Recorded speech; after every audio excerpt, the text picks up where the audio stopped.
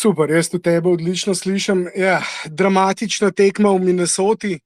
Nažalost se ni končala tako, kot smo upali, da se bo 116 proti 113 za Minnesoto. Kje bi začela?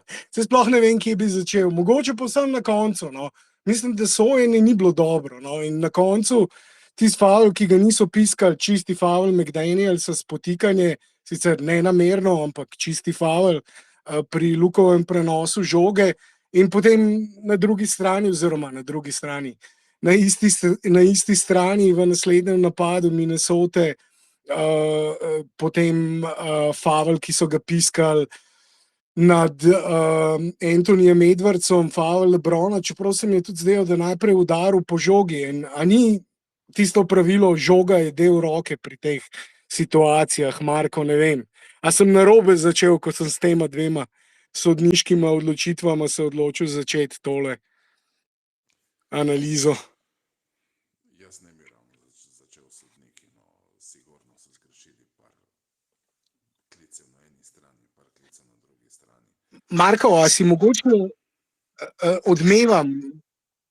Nimaš verjetno slušalk gor, ali? Ne, nimam slušalke, ne. Ja. Tam ga skoraj nič ne slišim. Ja, to sem hotel povedati, zelo slabo se te sliši, pa odmeva potem znotraj tvojega. Če imaš mogoče kakšne slušalke, če bi jih lahko uporabil, se te bo bolj slišal, po mojem. Ali pa če lahko bliže govoriš. Sam jaz odmevam. Ok, no, grem po slušalke, vidva pa Tomaž se ti je pridružil, pa vidva nadaljujte. Ok, bo Marko tole porihtal. Ja, Tomaž, izvoli, no, jaz sem začel s tistimi sodniškimi odločitvami, ne vem, kje bi pa ti začel. Ja, no, saj lahko začnemo na koncu. Ja, tam zdaj na koncu je bil osebna McDanielsa na sredini. Potem so porabili seveda timeout zaradi tega. To je Luka sicer pametno odreagiral, da je takoj klical timeout v padanju že. Ja, tudi meni se je zdelo najprej, da je LeBron vsekal po žogi, pa očitno je po roki. In pa potem spet hitro vzeti timeout Lakersov in da so na koncu zadnjih 10 sekund potem ostali brez sojenja, pa je bilo generalno gledano za moje pojme kar slabo. No. Ogromno nekih malih osebnih napak, ki so jih na eni strani piskali, na drugi strani ne.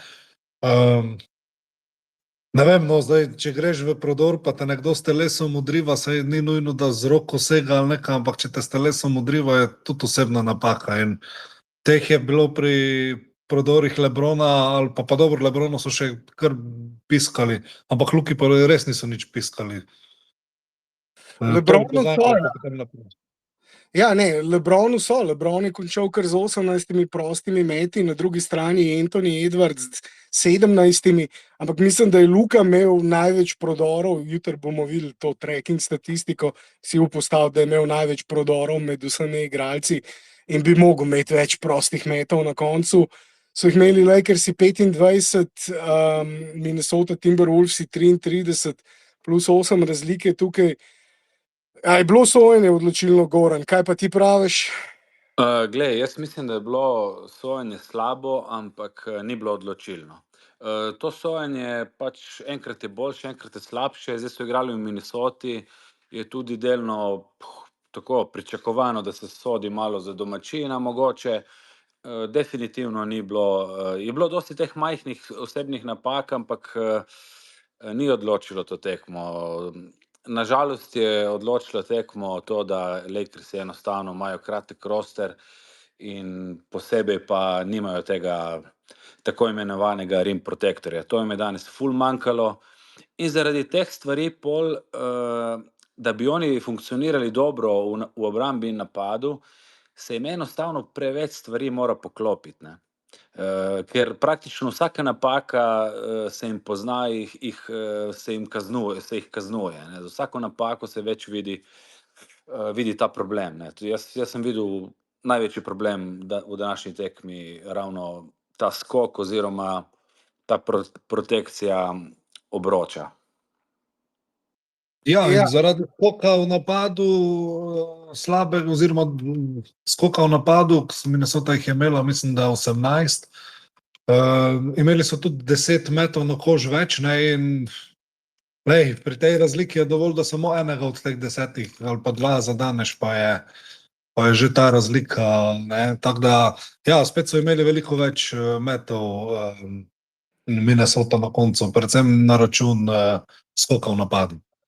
Enostavno se preveč pozna, ne? Če gre kdo od Minnesote 1-1 mimo, pol uletijo pod koš, ne vem, dostikrat se znajdu Reeves proti Reedu, proti Randlu, praktično danes v obrambi mogoče LeBron in Dodo, ostalo je bilo bolj švoh in to se malo po malo, ampak jih kaznuje in se to na koncu pozna, ker realno, ne vem, Donk je bil za moje pojme crknjen na koncu tekme, ne, se mi zdi, da ga niti noge niso držale, ne.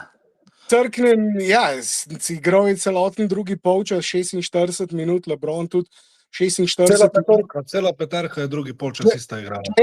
Ja, in to ravno tista peterka, za katero smo govorili oziroma predvidevali na tistem napovedniku pred tekmo, ki smo ga naredili, da bi lahko morda celo začela tekmo. Ker, ja, kot si omenil, Goran, dejansko, mislim, Jackson Hayes je bil katastrofalen v teh 4 minutah, ki jih je začel. Začel je takoj z nespametno osebno na Randlu, potem takoj naslednji napad, prepočasno prevzemanje na trojka, potem je že spet naredil butasto osebno, pa še tehnično zraven dobo in je seveda JJ z razlogom takoj izgubil živce, ga posedel na klop in ga ni več pošiljal v igro.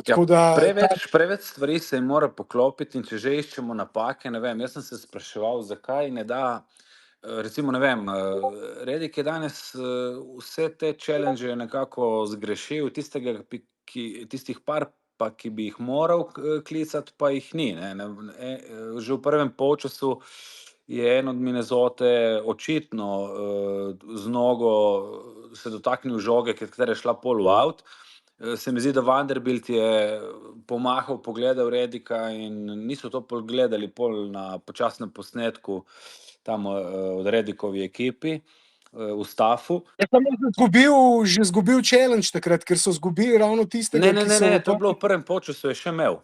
Pol pa ga je... Ni več imel, vse challenge je izgubil v prvem polčasu. V prvem polčasu je Vanderbilt bil v nekem duelu, kjer je od igralec od Minnesote z nogo odbil v out. V drugem polčasu pa je Randle odbil še enkrat v out, takrat pa ga ni imel, ne. Ampak tudi v prvem polčasu mislim, da ta situacija, ki jo omenjaš, je bila po tistem challengeu, ki ga je porabil na tretji osebni Reevesa. Pred je bila. Ampak se strinjam s tabo, da je bilo par situacij, ko bi lahko že prej uporabil challenge, tudi pri 2 avtih. Challenge sem hotel omeniti, vprašal sem se, zakaj nič, glede na to, da so bili večinoma presrani, ne govorim o Luki in LeBronu, pol kasneje se je pridružil Hachimura, na začetku so bili presrani, ne vem, zakaj ne probaš s Knechtom, zakaj pa ne? Recimo, to so take dve malenkosti, ki bi lahko mogoče ta momentum spremenile, ne? Je eno vprašanje, to smo tudi debatirali pred tekmo, a bo mogoče probil JJ s Knechtom, ampak Marko, mislim, da je porihtel slušalke, pa mu damo še besedo, da poje svoje uvodne misli. Se mi zdaj v redu sliši? Bolje, ja, dosti bolje. Ok, odlično. Zdaj sem poslušal na zadnjem teh par minut, ko ste govorili, kaj bi lahko JJ Redick naredil in kaj ne. Lahko bi naredil par stvari drugače, predvsem challenge bi lahko vzel takrat, ko je treba, se strinjam. Ampak ne smemo pozabiti, da je JJ Redick prvo leto trener in to so njegovi prvi play-off in kar težke tekme ima pred sabo, no, predvsem za sabo v play-offih. In verjetno, po moje bojo verjetno zdaj, ker si izgubili to serijo, bo razmišljal, kaj vse bi lahko naredil drugače in se iz tega naučil. Ampak v vseh tekmah, kjer so bili vsi zdravi, je bil blizu, so Lakersi ves čas vodili in šli na koncu izgubili tesno, tako da za ene 3 točk gor ali dol, jaz ne bi rekel, da kaj vse bi lahko JJ Redick toliko boljše naredil. Ne. Enostavno se vidi, da so Lakersi slabša ekipa, ker od tretjega najboljšega igralca do recimo 5., 6. imajo Minnesota vse boljše igralce.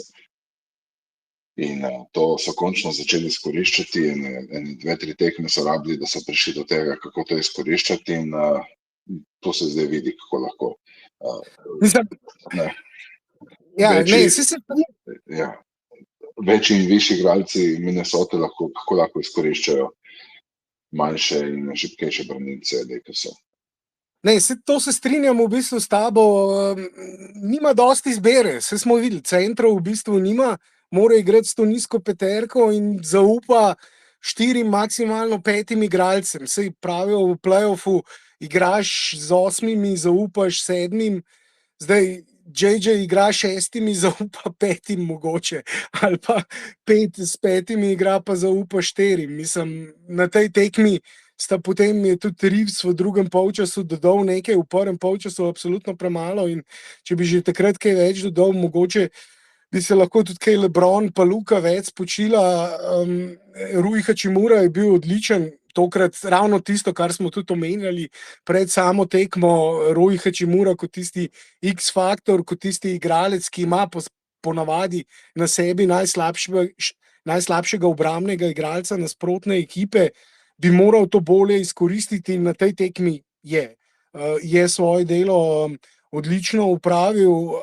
V bistvu vsi igralci, no, mogoče bi lahko Dorian Finney-Smith kakšno trojko več zadev, ampak je na koncu tekme zadev eno ključno, ki bi lahko bila na koncu celo odločilna za zmago, nažalost ni bila, ampak tako da je vsaj bil to clutch faktor, s katerim se je tudi odkupil recimo za kakšno zgubljeno trojko več, predvsem pa tudi skoki, podaje, žoga se je dobro gibala. Tukaj ni kaj, ampak ne moreš pa seveda celoten drugi polčas 24 minut igrati z istimi igralci na tako fizični, tako zahtevni tekmi, z nosilci praktično celo tekmo, se pravim, LeBron pa Luka 46 minut, praktično samo 2 minuti nista bila na parketu, in je bilo jasno, da bo Luko seveda na koncu zmanjkal, tudi zaradi tega, ker zagotovo ni še 100% po tisti bolezni, po težavah z želodcem, ki jih je imel. Dal je vse od sebe, tudi LeBron, tukaj mu ne gre kaj učitati, odlična predstava, ampak ja, rotacija je preprosto, izbor igralcev, ki ga ima JJ, je preprosto nizek in nimajo centra. No. To smo videli, mislim, to je play-off, razkrije vse pomanjkljivosti, in kljub temu, da je Jackson Hayes v rednem delu sezone na trenutke zgledal kot igralec, ki bi lahko mogoče igral 15-20 minut v rotaciji v play-offu, se je izkazalo, da preprosto ni tak igralec. Točno to se tudi vidi, ker recimo za play-off je značilno, da postane igra bolj fizična, in se tu vidi točno, da Hayes sploh ne more in da tudi Reeves ima težave s tem, ker je vse dosti bolj fizično in na kontaktu. In ta rim protector ni zadeva samo v skoku. Ne.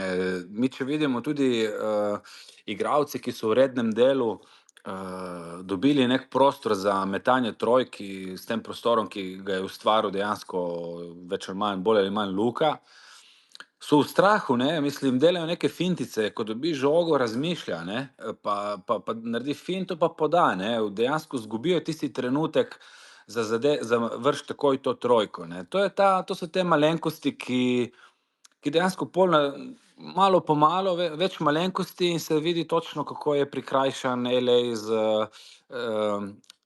s tem centrom, ki ga nima, ne. Ker dejansko, ko so v napadu, se točno vidi, da jih je strah blokad, niso sproščeni, ne. In vejo, da če bojo zgrešili, da verjetno ne bojo dobili te žoge. Skratka, je dosti teh malenkosti, ki vplivajo na igro, ki niso samo skok, ne.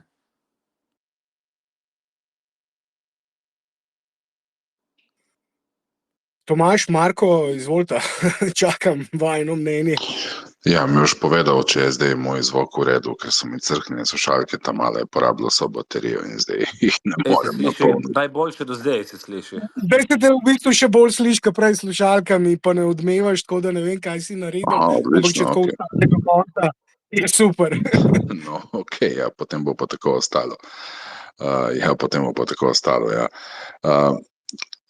Ja, ravno zaradi odsotnosti centra so postali Lakers v bistvu precej enodimenzionalna ekipa.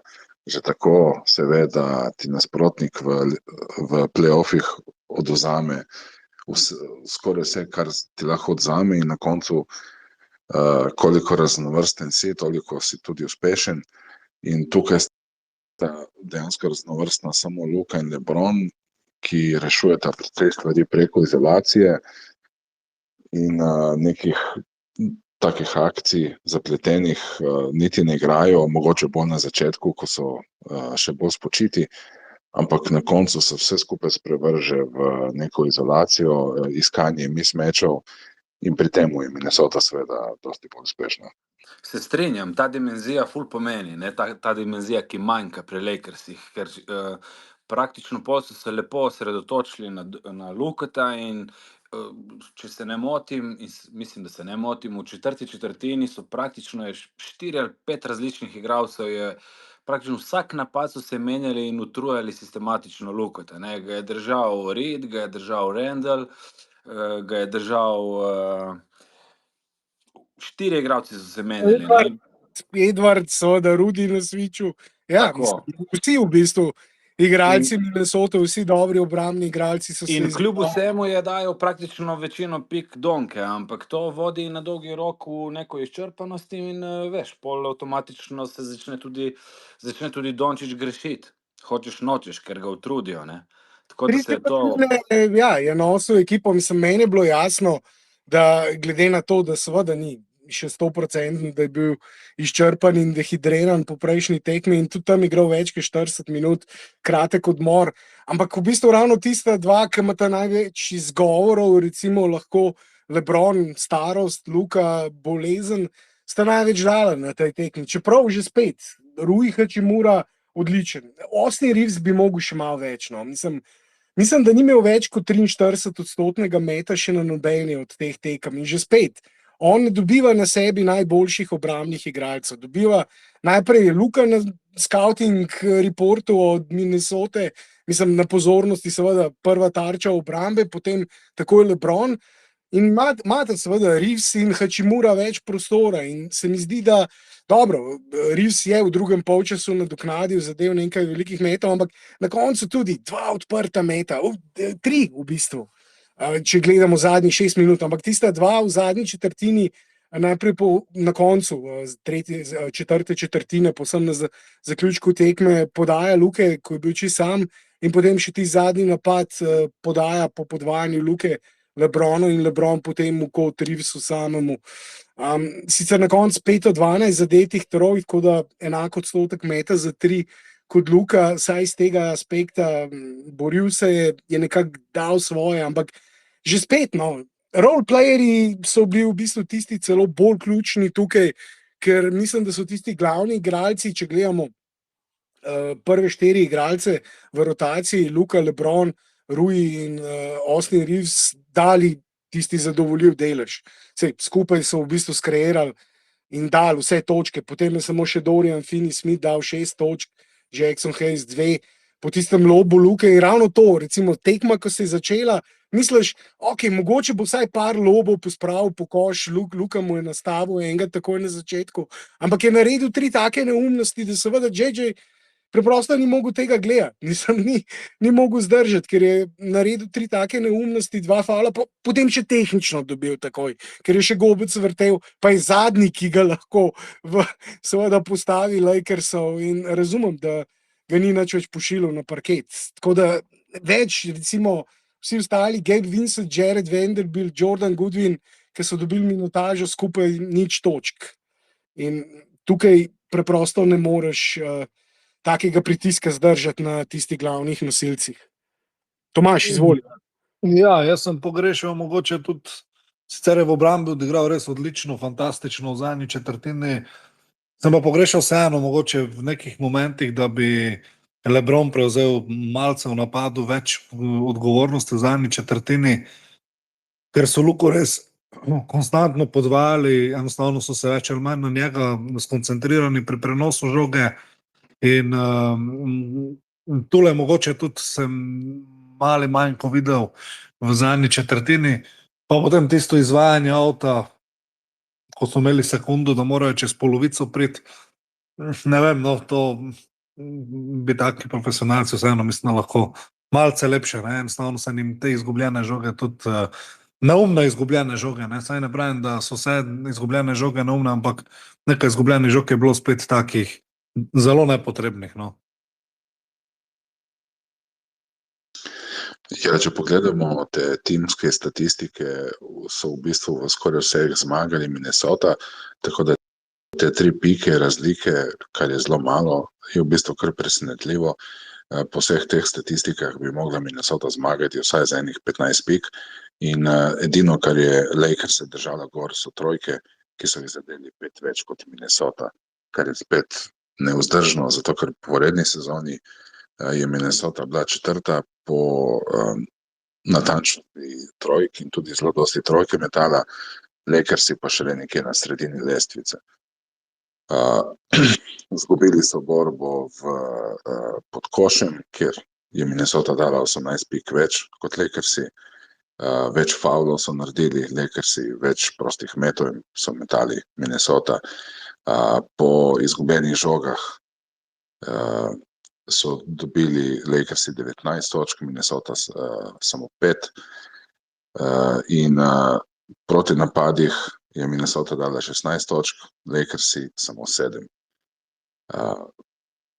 Poleg tega so dobili kar nekaj več teh skokov v napadu, sicer točke iz drugih poskusov izenačene, 19 Lakersi, 20 Minnesota, ampak če bi bile trojke poravnane, bi bila ta tekma zgubljena verjetno že v polčasu. Tako da trojke so edino, kar Lakers se rešujejo in zdaj za 3 tekme zmagati bi mogli metati tako dobro, da bi z trojkami mogli pokriti vse druge pomanjkljivosti, ki jih imajo proti Minnesoti. 25-6, če gledamo točke s klopi Minnesote, 25 Lakersov, samo 6 pa vseh teh 6, kot sem rekel. Ja.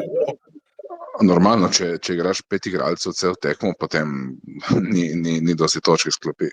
Ja, ne, mislim, se pravim, Dorian Finney-Smith je dal vseh teh 6 točk s klopi, pa bilo verjetno najbolje, da bi že v prvem polčasu začel samo tekmo v prvi peterki, glede na to, kako je Hayes seveda odigral tiste 4 minute. Tako da, absolutno, mislim, tukaj ja, se je absolutno pokazala ta ozka rotacija, to pomanjkanje globine, v bistvu pomanjkanje tudi dobrih igralcev na določenih položajih in vidim, da je Leontin tukaj med komentarji napisala, sprašuje, če bo Maxi na voljo, Maxi Kleber, glede na to, da seveda imajo tako luknjo na v bistvu položaju 4 tudi in 5, ko gre za Lakerse, ampak predvsem pod obročem in bi tukaj lahko tudi Maxi seveda pomagal, zdrav Maxi, ampak če ni do zdaj nastopil, I don't think so. Mislim, po mojem ne bo niti do konca te serije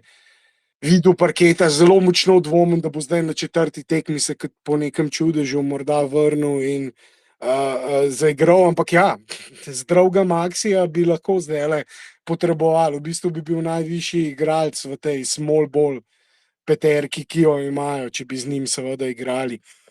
Igor pa sprašuje, kaj bo z Lakersi naslednje leto, ko se LeBron upokoji. Luka je priletel v ekipo brez bodočnosti, brez centra in pikov. Minnesota je izkoristila svojo višino in zmagala, pa še sodniki so izdatno pomagali. Tako da se je dotaknil številnih točk, ki smo jih že omenili pa predebatirali, ampak nismo šli pa še, kaj bojo Lakersi naredili. Mislim, serija še ni izgubljena. Ekipe so se že vrnile po zaostanku s 3-1, ampak je še vedno mislim, da imajo možnosti, ampak če smo realni in če smo seveda videli, zdaj, kako so Lakers izgledali na teh 4 do zdaj odigranih tekmah, je Minnesota seveda velik favorit, verjetnosti za preobrat v tej seriji pa minimalne. Mogel bi se zgoditi nek čudež in kar naenkrat te roleplayerji, ki smo jih omenjali, bi morali začeti zadevati serije, trojke v serijah, na drugi strani bi pa tudi Minnesota mogla pozabiti početi določene stvari, ki so seveda lahko zaradi te prednosti, ki jo imajo v višini, zelo učinkovite, in dvomim, da so tako neizkušeni, da se jim lahko to zgodi. Tako da res, da je serija verjetno že končana. Ne vem, če je smiselno, da že tukaj zdajle začnemo z debatami o tem, kaj bojo poleti naredili, ampak prva stvar je jasno, da rabijo centra in da morajo poiskati enega štartnega centra. Morda bi bil Jackson Hayes lahko celo kot tisti drugi center, recimo uporaben, vsaj v rednem delu sezone, ponavadi tako ali tako ekipe v play-offu imajo največ enega centra, ki lahko igra, oziroma je že en center, ki lahko igra na takih tekmah, velik luksus in bi bilo to že ogromno. Če bi Lakersi naredili, imajo pa tudi še svoj pik iz 2031 first rounder, imajo tudi še par second rounderjev in imajo Daltona Knehta, imajo tudi Austina Reevesa, in sem prepričan, sicer, da bi Austina Reevesa radi zadržali, ampak če se bojo pokazale luknje, in tudi za LeBrona si napisal, da se bo naslednje leto oziroma po naslednji sezoni upokojil, tudi to ni nobene garancije in mislim, da lahko še nekaj let igra, če želi, ampak je pa res tudi, da za vprašanje, za kakšno pogodbo. Če bi LeBron vzel dosti nižjo pogodbo za zadnjih nekaj sezon, bi se tudi tako lahko naredili še precej prostora za Lakers, ampak ne vem, kaj mislite? Pri LeBronu je problem v tem, ker ne zdrži cele play-offe, seveda, ker je toliko star, čeprav igra res odlično za svoje leta, ampak roko na srce, če si plačan toliko kot on za prvega igralca ekipe, potem se pričakuje tudi, da si najboljši na parketu dejansko skoraj vsak večer oziroma skoraj vsako tekmo. In če bo naslednje leto vzel dosti manj denarja in tako pustil nekaj plačnega prostora za izboljšave, bi to bilo odlično. Ampak glede na to, koliko lahko on da ekipi, in tu seveda mora paziti in se mora malce šparati v play-offih, zato da zdrži več rund, ne samo eno, in ne igrati po 44-45 minut na tekmo, ker to je za njega smrt. Je potem pač po učinku, če je drugi, tretji igralec ekipe, mora biti tudi plačan kot drugi, tretji igralec ekipe. Če pa je plačan na max, tako kot zdaj, je potem zelo težko pričakovati, da se da zgraditi eno, kako bi rekel, takšno ekipo, ki lahko tekmuje za naslov. Jaz bi najprej rekel, da mogoče smo še malo prezgodnji za to debato, ker Lakersi sploh še niso izpadli in jaz mislim, da imajo še zmeraj možnosti za napredovanje. Je pa res, da kot smo rekli na enem spaceu še pred začetkom play-offa, preveč zadev se jim mora poklopiti, da oni vzpostavijo tisto obrambo, ki so jo igrali na koncu rednega dela, ne? Ker je tudi, če jim uspeva te na 4 tekme oziroma na 4 dobljene tekme, to enostavno preveč iztroši. Medtem pa, če smo že omenjali naslednjo sezono, jaz sem prepričan, da LeBron ne bo šel v penzijo. Danes sigurno se bo našel kakšen kritik, ker LeBron ima ful kritikov, ampak LeBron je danes, ne bom rekel korektno, ampak za moje pojme je odigral ful dobro tekmo. Tako da jaz ne vidim razloga, zakaj. Ja, tudi v napadu ni bil slab. Zdaj nisem gledal odstotke, mislim, da ima celo boljše od Donketa. Ja, to jaz sem hotel samo poudariti, da se je zadnjih par let šparal, ampak zdaj v obrambi igra tako kot v najboljših letih. Ja, mislim, una blokada, mislim, par ukradenih žog. Tako da v bistvu jaz ne vidim smisla in tudi po moje LeBron ga ne vidi, zakaj bi zaključil kariero in šel v penzijo, in jaz sem prepričan, da bo ostal, in ne samo to, sem prepričan, da bo dovolj pameten in da bo popustil glede njegove plače, da poskušajo še enkrat napadati ta prstan, in pol, da gre v penzijo, ne. Tako da okrona to svojo kariero. Jaz sem prepričan, da bo to poskušal in ne bo niti trmaril, da ne bo popustil s plačo, še manj pa, da bo šel v penzijo. To je moje mnenje.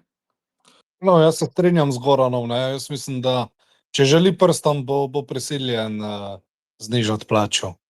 Tu ni niti najmanjšega dvoma, ker drugače Lakersi ne bodo konkurenčni. Za to ekipo, za to postavo zelo težko globine. Vidimo, da ni.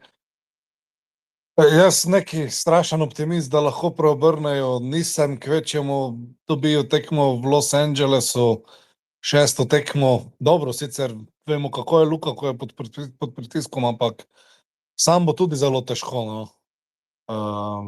Ker nekako se mi zdi Minnesota vseeno bistveno bolj deep ekipa, imajo 6-7 igralcev, ki so nevarni, dočim pri Lakersih imaš 3, se pravi Reevesa, LeBrona, Donkeja in vse ostalo je pa pač na podlagi dnevnega navdiha. Če imajo dan, bo super, če pa nimajo dneva, pa si odvisen od teh 3. Ampak glej, Donke danes praktično je odigral dobro, ampak ni bil še 100% in se je to videlo na koncu tekme. Vprašanje, kako bi se končalo, če ne bi imel tako očitno že težkih nog, ne. Zdaj pa, ja, valjda ne bojo tako ostali igralci pogoreli, kot so danes, na primer, ne, da jim bo probal mogoče Redick razporediti tako, da vzpostaviti neko igro, ki so imeli na koncu rednega dela, s tisto malo bolj agresivno obrambo, kar jim zdaj že par tekem ne uspeva. Jaz mislim, da niso tako daleč od Minnesote rezultatsko, ne. Je pa res, da pred playoffom sem bil dosti bolj optimist, ampak enostavno vsako leto ta navijaški del mene me ponese, ker enostavno v playoffu moraš imeti popoln roster. To pomeni totalno pokritost igrišča, ne. Ni dovolj, da imaš enega dobrega igralca, ker nasprotne ekipe imajo tako široke rosterje, da tudi če ne morejo ustaviti najboljšega nasprotnega igralca, ga enostavno sistematično utrujejo, ne.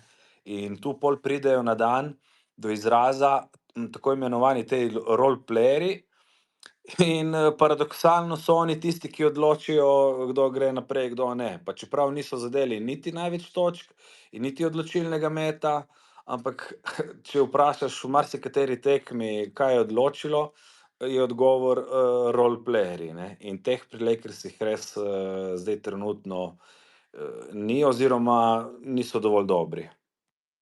Ampak mene bolj skrbi dejstvo, da so vse 4 tekme v končnici odigrali slabše od Minnesote, ne. V drugi tekmi so pač imeli dovolj prednosti, da so to zadržali in to je tista stvar, ki mene skrbi. Če bo egal tekma, bodo morali zadnjih 5 minut odigrati bistveno bolje, kot so vse te 4 tekme.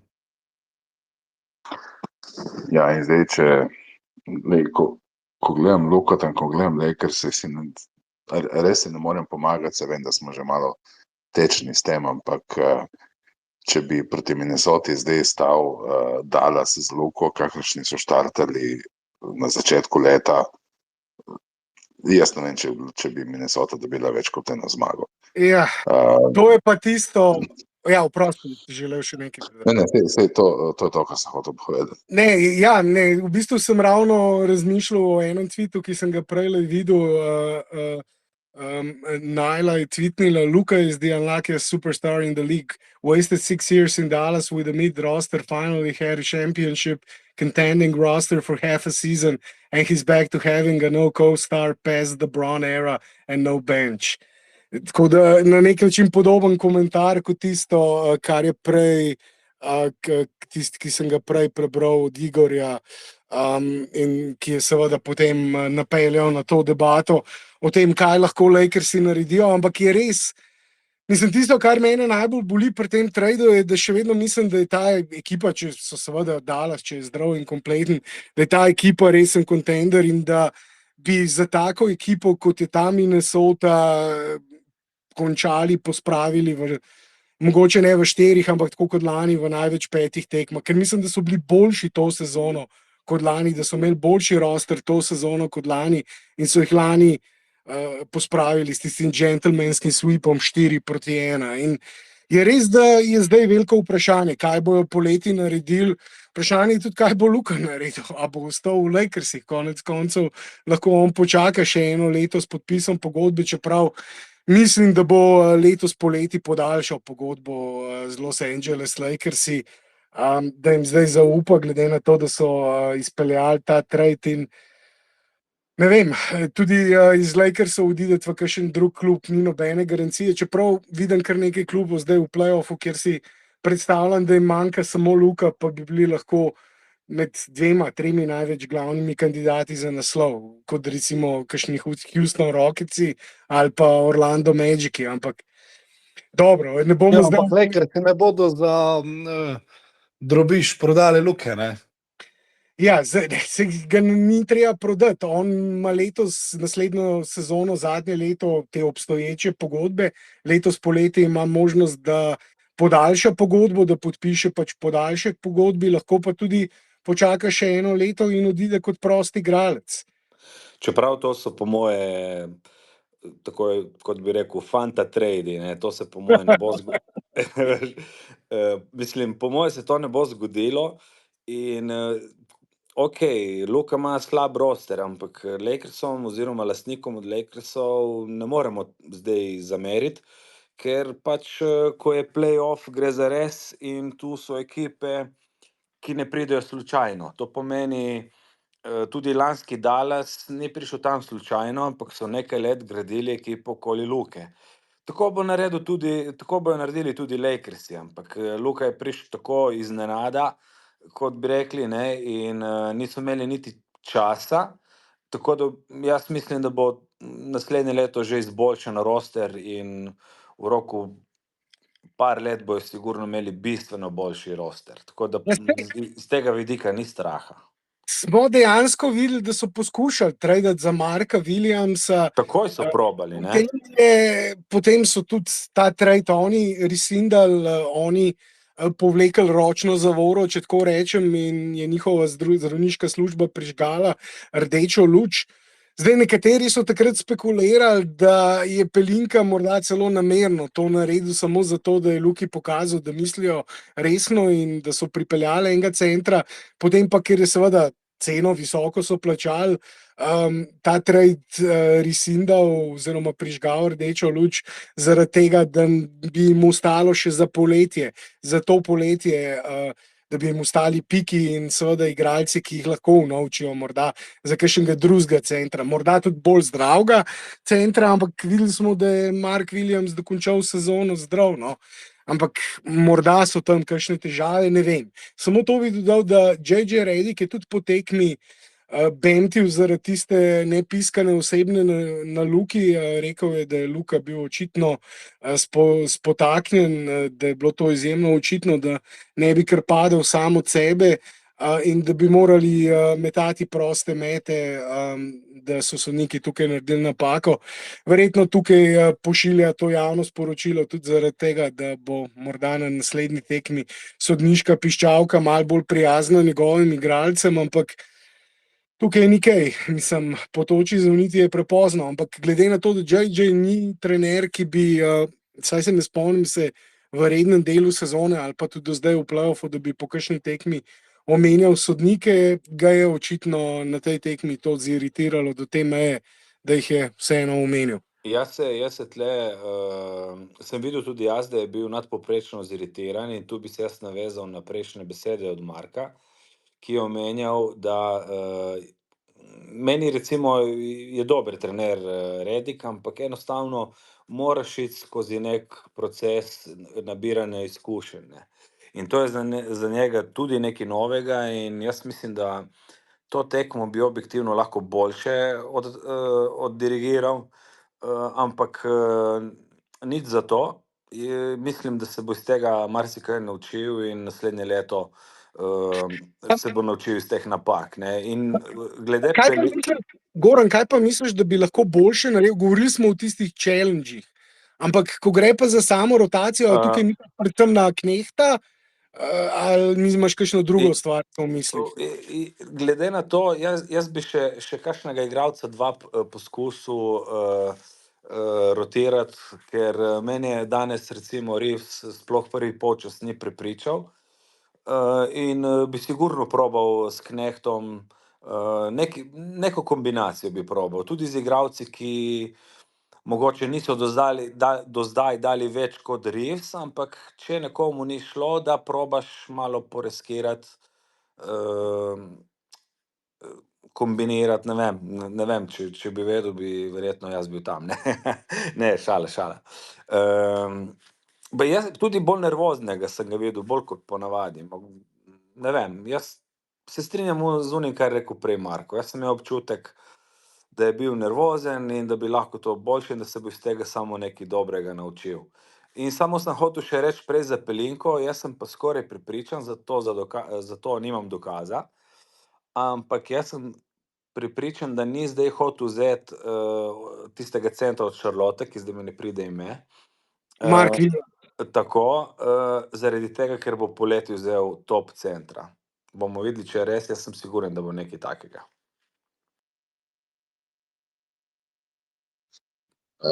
Mislim, da se lahko vseeno strinjamo, da sodniki ne sodijo ful tako, kot preveč favorizirajo Lakerse, kot se večina lige boji, da bodo sodniki preveč na strani ravno Los Angelesa. Jaz imam občutek, da sodijo dokaj pošteno, sicer z napakami seveda, ampak take napake, recimo kot se danes zgodila na koncu tekme Detroit, New York, si vseeno recimo ne privoščijo, ko so v zadnji sekundi folirali Tima Hardawaya pri trojki in tudi po tekmi priznali, da bi mogli klicati faul, pa niso niti pogledali za nazaj, si počasen posnetek zavrteli, ampak enostavno zaključili tekmo in nadijo in Detroit je izgubil z eno piko. Ja, ampak Marko, lej, recimo pri rezultatu 101-97 so piskali Dorianu off-ball foul, ko sta se tam z Randallom porivala, pa je v bistvu Randall naredil dvakrat osebno napako, ne pa Dorian, ne. In to se je dogajalo par metrov od, mislim, da so z tistega potem prišli, celo da so, mislim, da so celo zadeli trojko, da so prišli na 101-100 potem z tistega napada. To so vse te malenkosti, ki se potem nabirajo, ne, skozi tekmo in še posebej, če se take stvari v večini na eni strani dogajajo. Ja, ne, izvoli, Goran. Hotel sem samo reči, da, kot smo rekli že na začetku, sodniki sigurno danes niso sodili za Lakerse in če bi že moral reči, bi rekel, da so rahlo za Minnesoto. Istočasno pa moram reči, da po moje to ni bil danes odločilni faktor. To sem hotel reči. Ne, nikakor ne, se strinjam, ampak se pa nabira, ne, in to tudi potem prinaša določene frustracije, nervozov, kar pa potem tudi posledično zna vplivati na igro.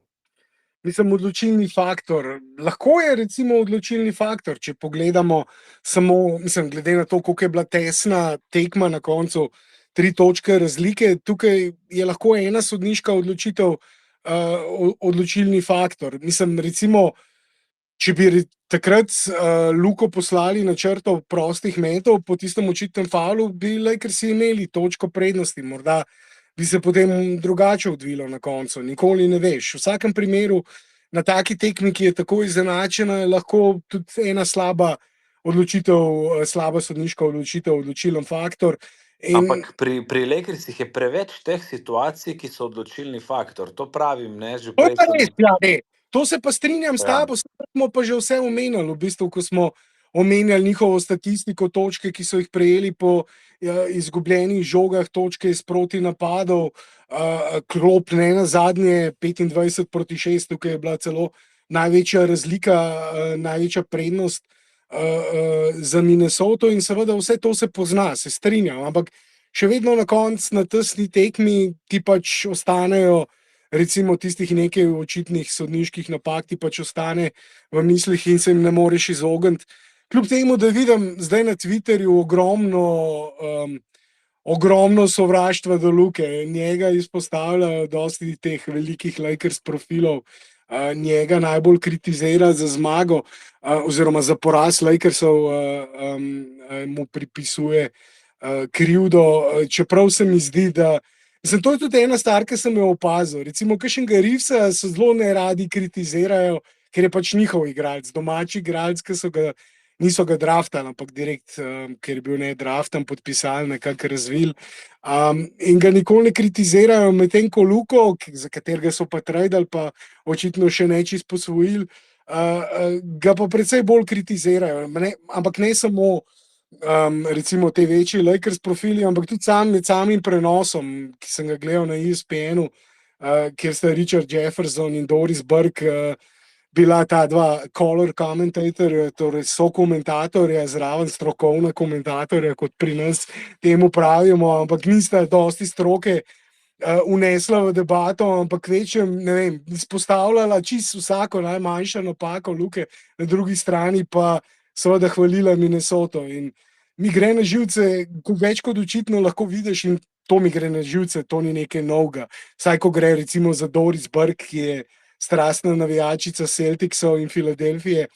Na njenih tekmah, mislim, ki jih ona komentira, takoj vidiš, za katero ekipo navija. In nekako, če recimo v navednicah nepristranska televizija komentira tekmo, bi pričakoval malce več nepristranskega komentiranja, ne pa zelo očitno navijaštvo za eno ekipo, pa ne samo z njene strani, tudi strani Richarda Jeffersona, ampak to je taka majhna iritacija ob spremljanju tekme. Ne vem, a ste tudi vi to opazili, se sam meni zdi. Videl sem nekaj podobnih tweetov, no, tako da nisem sam jaz tega opazil. Zdaj, če smo najprej, da ne bomo samo sodnike igrali, mislim, da so tudi Lakersi 3 ali 4 čista polaganja zgrešili, to se enostavno mora zadeti. Za kar se tiče komentarjev, ja, sem tudi spremljal na tem ABC oziroma ESPN-u, kdo je že imel. Ne, komentiranje je sploh škoda omenjati, ne, ker toliko imajo dvojnih meril, ne vem, karkoli je Anthony Edwards naredil, je bilo wow, super, karkoli je Luka naredil, ok, sta ga tu pa tam pohvalila, ampak drugače pa nekako, ja, se ne obremenjujem več s temi ameriškimi komentatorji, ker imajo izredno močna dvojna merila.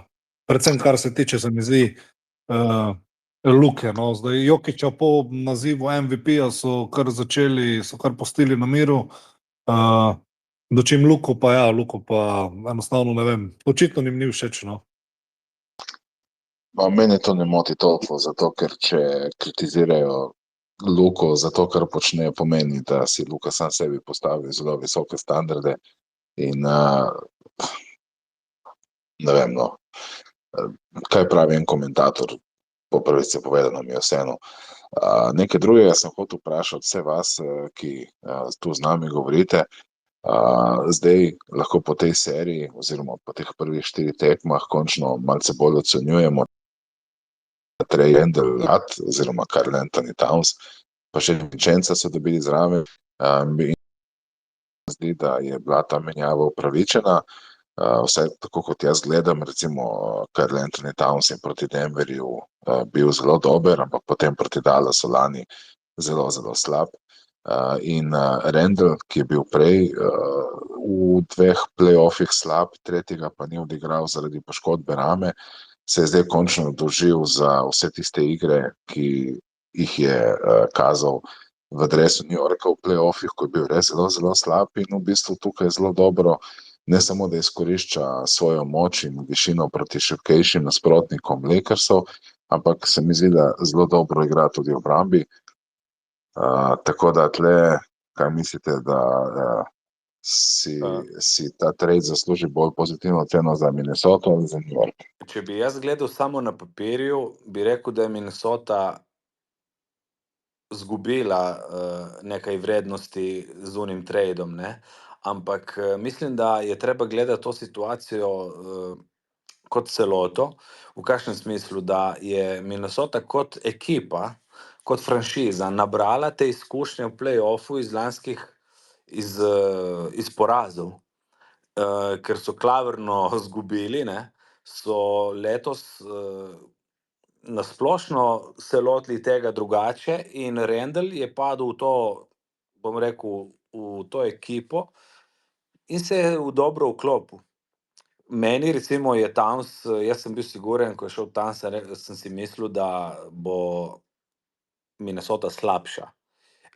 Mogoče celo tudi je, ampak zdaj to prvo kolo z Lakersi ne morem niti tako dobro oceniti, ker se mi zdi, da tudi Lakersi s tako slabim rosterjem dejansko lahko slabše parirajo, kot je na primer Dallas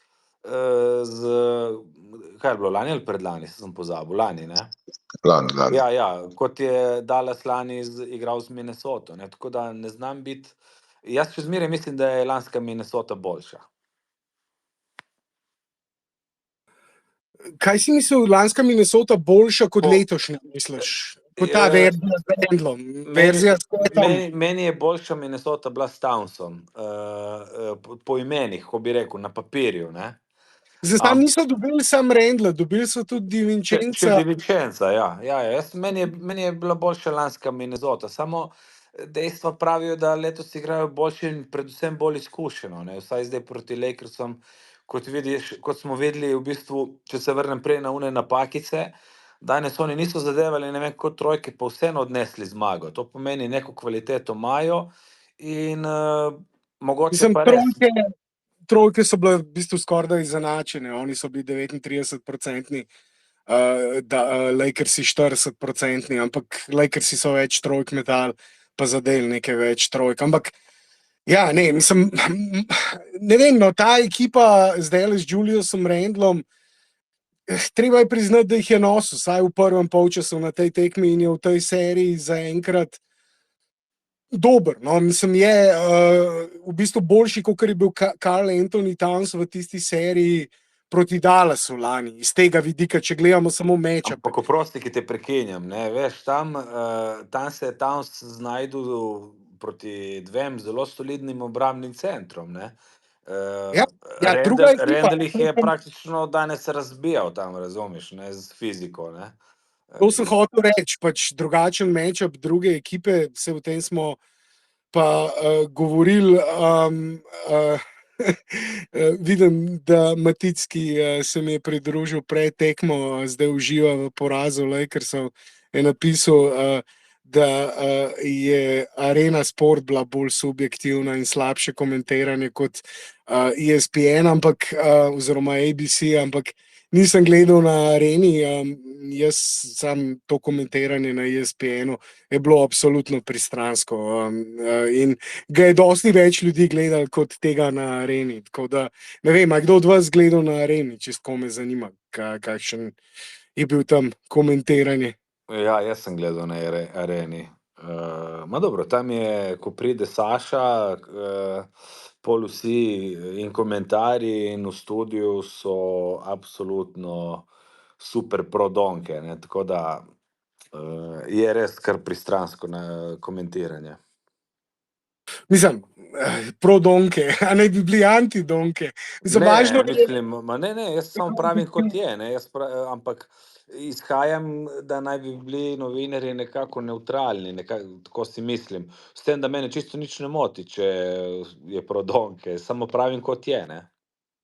Na koncu mislim, Matej, oprosti, to je tako, kot da boš pričakoval, da bo slovenski komentator isto obravnaval, ne vem, Pogačarja in Evenpola. Ne, samo pravim, kakšni so pač. Ne mislim zate, ampak ja, mislim,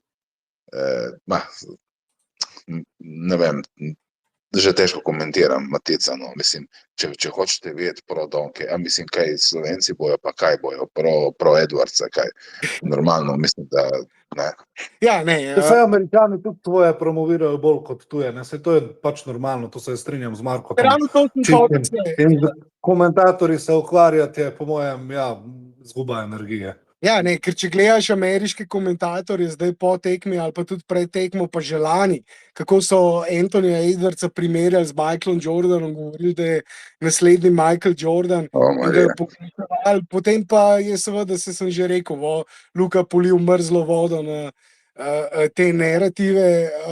Zdaj, letos po tej seriji, če bo Minnesota končni zmagovalec, bojo se zagotovo spet, vam že zdaj garantiram, absolutno bo to topika na raznih first take-ih in ostalih športno-pogovornih oddajah.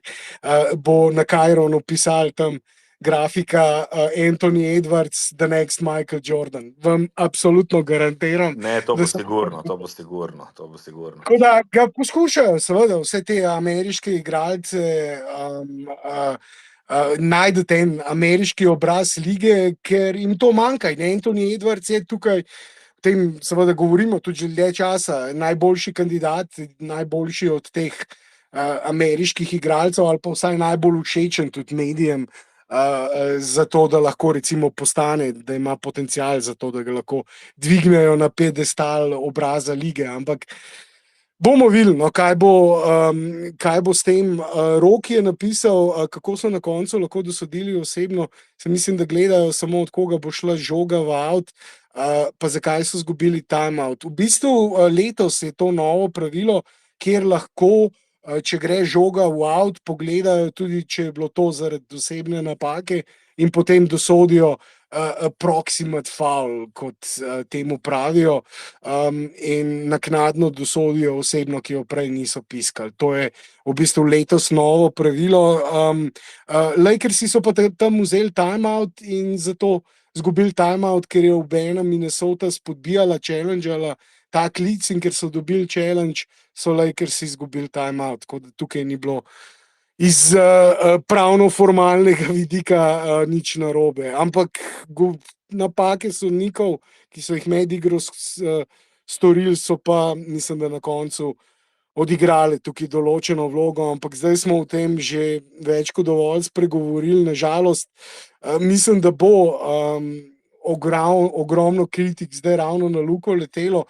In tukaj so seveda tudi ta pričakovanja v Lakersih tako velika, da tudi ko nimajo ekipe, ker ravno če bi pomislili vsi te, ki zdaj kritizirajo Luko in Lakerse, so po samem tradu govorili o tem, da je ekipa Lakersov preslaba, da ne bo nič dosegla, da bojo verjetno v play-inu. Saj že pred tradom so govorili, da bo to play-in ekipa. Po tradu, ko pa so ostali brez centrov, so pa tudi vsi govorili, da ekipa nima resnih možnosti, ampak ker so dobro igrali, so takoj seveda začeli spreminjati narative in takoj zamenjali ploščo, in to menjanje plošče je tisto, kar mi gre najbolj na živce pri ameriških medijih, ki spremljajo šport, ker res iz tekme v tekmo menjajo narative, menjajo ploščo in lahko za 180 stopinj obrnejo mnenje. Če Luka dobro odigra, takoj lahko seveda postane najboljši, če pa slabo odigra, je pa najslabši. In to je tisto, ko govorimo pač pro, kontra, karkoli je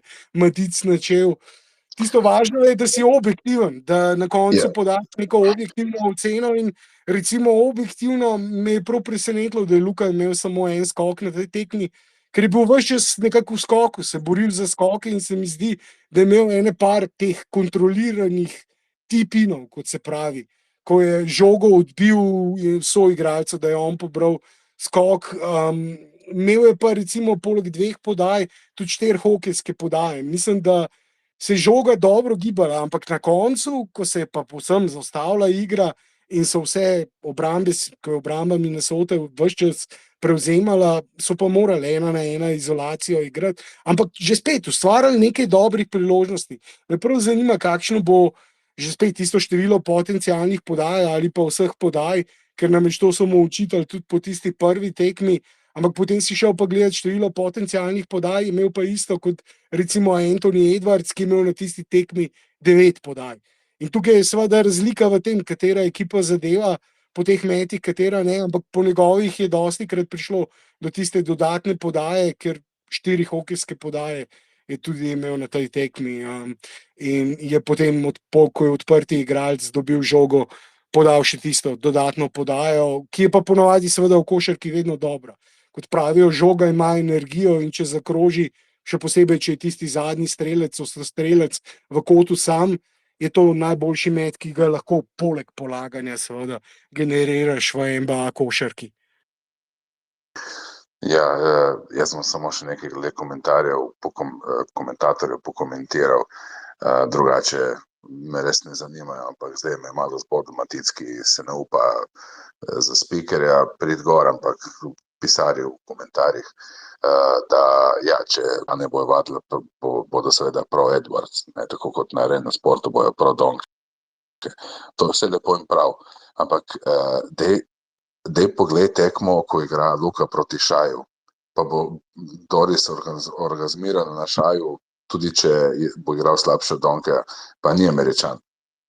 Kaj bo rekla za Wembija, ki je Francoz? Bo lih tako orgazmiral na njega. Na Jokića lih tako, ki spet ni Američan. Tako da o temu mi govorimo, da so neobjektivni proti Lukotu zaradi Lukota, ne pa zato, ker ni Američan. Ja, ne, mnogi komentatorji, to je dejstvo, da na ESPN-u je mnogo teh komentatorjev, ki več kot očitno niso fani. Mislim, tudi Reggie Miller je ta klasičen, kjer vidiš, da ne vem iz kakšnega razloga, kaj je tisto, kar ga najbolj moti pri Luki, ampak vidiš, da ne mara Luki. Se zadnjič je ravno Istok Franko delil tisti posnetek iz lanskega play-offa, ko je Reggie Miller prišel do Anthonyja Edwardsa in je rekel, buzz their ass and laugh about it. Razbi jih in se jim reži v obraz. Laugh in their face, je rekel. Mislim, to je komentator, pride do igralca nasprotne ekipe in mu to reče, pol pa komentira tekmo.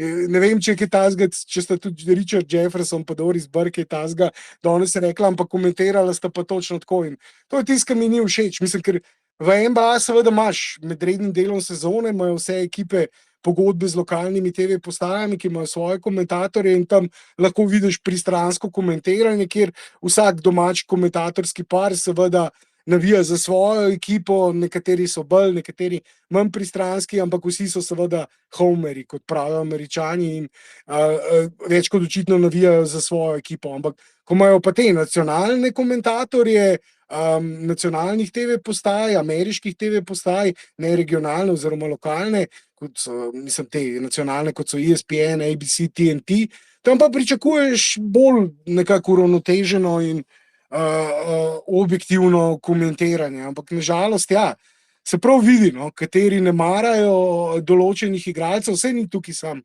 Luka, mislim, lahko bi tudi za kakšnega drugega igralca izpostavili, ampak takoj vidiš, katere imajo radi, katere podpirajo, radi gledajo in katere ne. In Luka je zagotovo na tem seznamu tistih, ki jih mnogi ne marajo. Ne vem pa zakaj, ker je zagotovo eden od najbolj gledljivih, zabavnih igralcev lige in tudi takrat, ko mu ne gre dober, je ponovadi šov. No. Ni dolg čas. Ko gledaš Luko Dončića igrati košarko, lahko z gotovostjo trdimo, da ni nikoli dolg čas, ne glede na to, kaj se zgodi na parketu. Pa veš kaj, jaz se več niti ne čudim, očitno je Luka, da ima Luka toliko hejterjev, kar je zame neverjeten podatek, ampak je očitno Luka tak unikum, da pač dviga prah in za dobrim konjem se dviga mnogo prahu. Jaz si to tako razlagam in vedno bolj preskakujem te hejterje, razen če me ne ulovi v slabem trenutku, ne, da mu kaj pokomentiram nazaj. En faktor tukaj je tudi to, da je dosti teh komentatorjev, tudi nekdanjih igralcev, kot je recimo Richard Jefferson, dober prijatelj Nika Harrisona. Tukaj jih je dosti prijateljevalo z njim in ko sem poslušal recimo Jeffersona komentirati tekmo Dallas Mavericksov, je ves čas, skoraj da cel polčas branil trade, ki je nebranljiv iz tukaj smo res že vse dali skozi, ni treba nič dodajati, ki je povsem nebranljiv, ampak cel polčas branil, kako je treba počakati in kako bomo to ocenjevali šele kasneje, tako da, ja, mislim, je... Tako, malo tudi moraš... pozna, da mu je Nico Harrison zrihtal dosti parov za Stone Super skozi leta. To mu je zagotovo. Drugače pa je, veš, če probaš biti objektiven, kar je recimo nam navijačem od Luka kakšenkrat malo težje, veš, iz našega vidika je Luka zabaven, ne? Ampak on na igrišču in te komentatorji ga tudi vidijo, ne samo preko televizije, ampak tudi iz igrišča.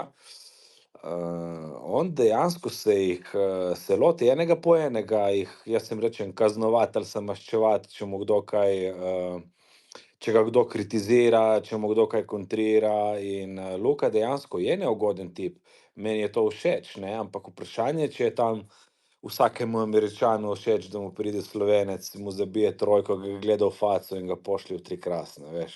Tako kot je počel Michael Jordan, tako kot je počel Kobe Bryant. S tem, da je on Američan. Tako kot so počeli vsi legendarni To igralci, so Larry Američani, Bird, vsi bili. Ja, res je, ja, mogoče je tukaj en dodaten faktor. Eno je, kot je Američan, veš, pokaže. Vse isto počne Jokara, se Jokić čisto počne. Kje pa, Mislim, ni trash talker, ko gre recimo za trash talkanje z nasprotnikom ali pa za publiko, ampak ko gre pa za sodnike, pa Jokara tudi zelo. S tem se strinjam, ampak Luka je tle čisto drugače. Luka je klasični ekstrovertiran tip, ravno diametralno nasprotno od Jokića. Kar pa praviš recimo za MJ in Kobija, res je, trash talkajo, ampak oni Američanu rečejo, glej ga, kako ponos se ne da, ne.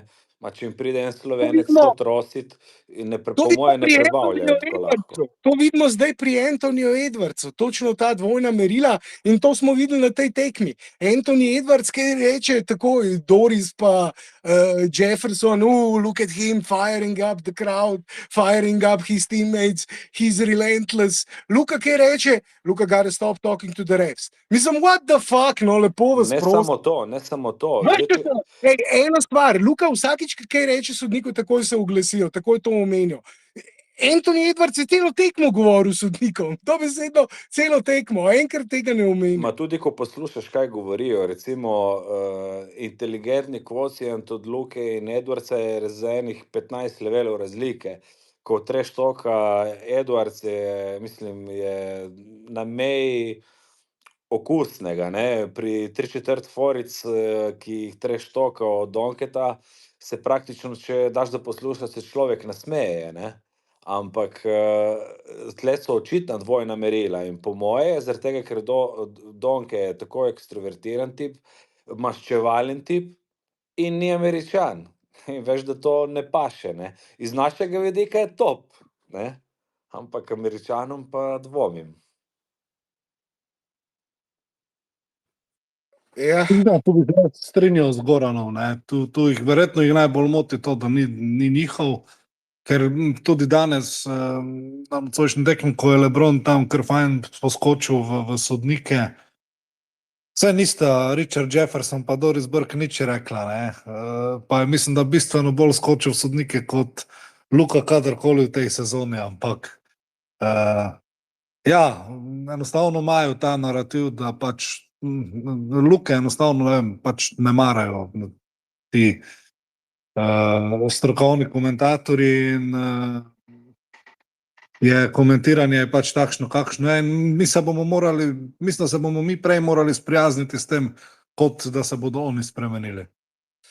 Ja, ne, kako že ti pregovor, Goran, ki si ga omenil, za dobrim konjem se kadi, sem prav rekel, ali verjetno pride ta pregovor potem upoštev dejansko, ker boljši, ki si, več je tudi, seveda, več imaš fanov, več imaš pa tudi tistih hejterjev, ki čakajo na vsako napako, da jo lahko izpostavijo.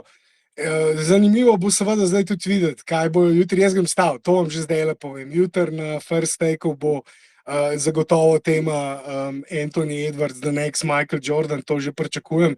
Luko bo zagotovo na polno skritiziran, ampak tisto, kar bo bolj pomembno, je seveda tista topika, ki smo jo tudi že načeli, to, kaj bojo Lakersi, ko bojo izpadli, pa tudi, če se to ne zgodi v prvem krogu. Jasno je zdaj, recimo, če bi jim ratali po nekem čudežu zmagati 3 tekme zapored, pa s preobrnjeno serijo zmagati po 7 tekmah, bi bilo to seveda, tako kot je bilo danes, kot pravimo, ne boj, mesarsko klanje v košarkarskem aspektu in bojo pošteno pretepeni in zmatrani prišli naprej in ne morejo seveda celoten playoff odigrati brez centra.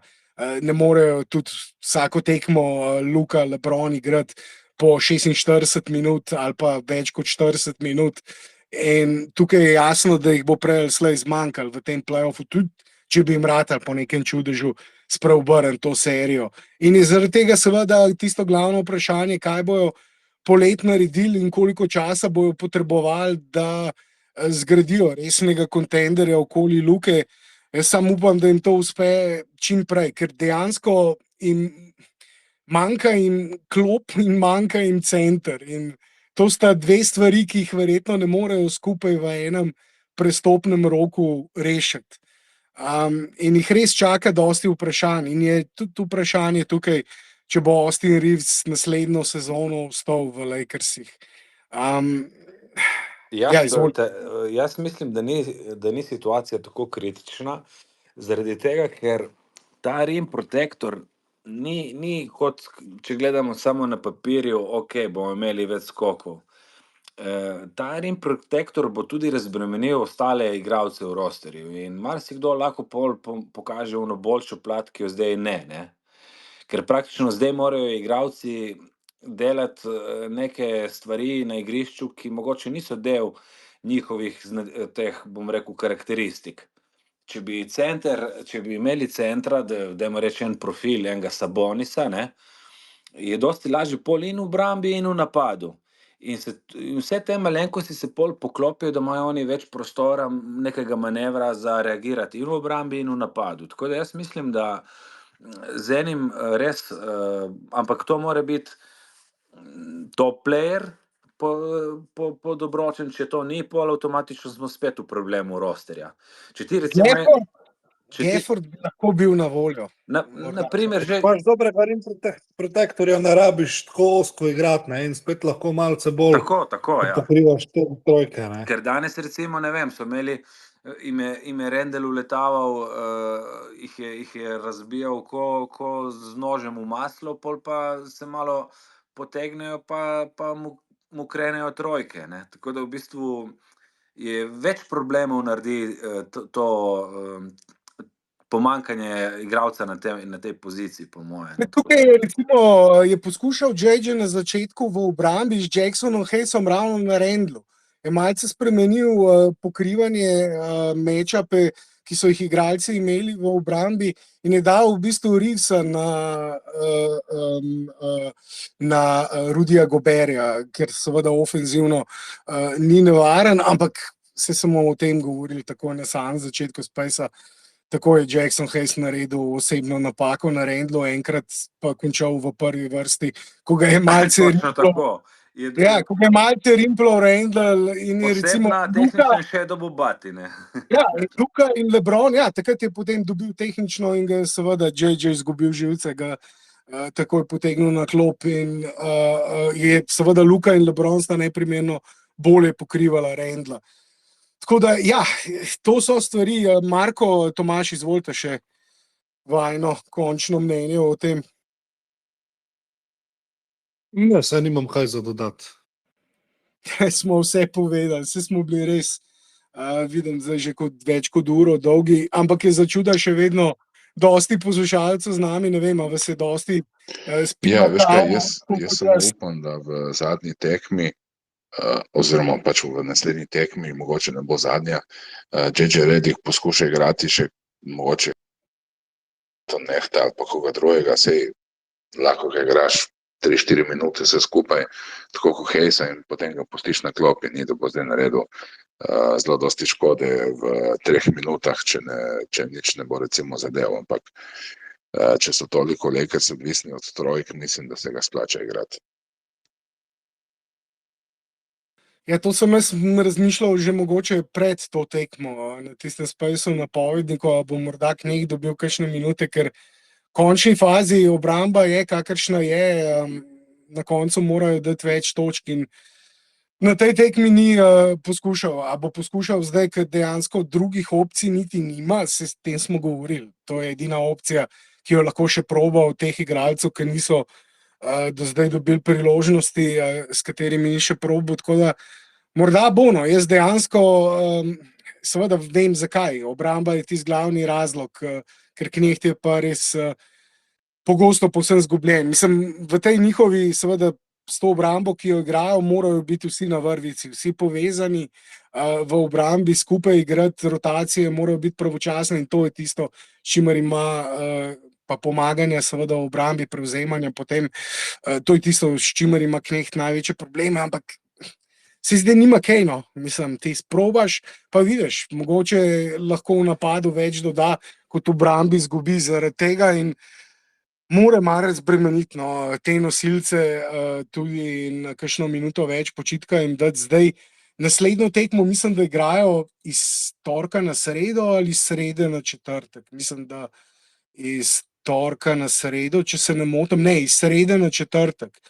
Tako da imajo nekaj več počitka, zdaj to pomeni, da seveda se bosta lahko Luka in LeBron bolje regenerirala, ampak ko bosta spet igrala 46 minut ali bo poskušal tukaj še uriniti Knechta v rotacijo, bomo pa videli. V vsakem primeru bi bilo dobro, če vsaj Lakersi za malce boljše volje vsaj podaljšajo to serijo. Košarka, ta tekma je, če gledamo čisto iz nevtralnega aspekta, smo gledali dobro, zabavno košarkarsko tekmo, dobro. Dobra je bila tudi zaradi tega, ker sta obe ekipi delale napake in je zaradi tega tekma bila še bolj razborljiva, ampak čisto iz tega zabavnega vidika, seveda tekma, ki se jo je bilo splačalo pogledati in ustrajati z nami, res sem presenečen, da vas toliko še ustraja in sem seveda hvaležen za to, ampak bomo šli počasi pa, čeprav jaz imam feeling, da se mi bo ta kava, te kave, ki sem jih spil med samo tekmo, ravno zaradi tega, ker sem vedel, da bomo imeli še space po tekmi, da se mi bojo še držali nekaj cajta, ampak kaj čmo, malo bomo spali danes, pa bomo že preživeli. Sej. Kako že gre pregovor, bomo spali, ka bomo mrtvi, a ni tako. Na pozitivni noti, na skrajno pozitivni noti, da zaključim.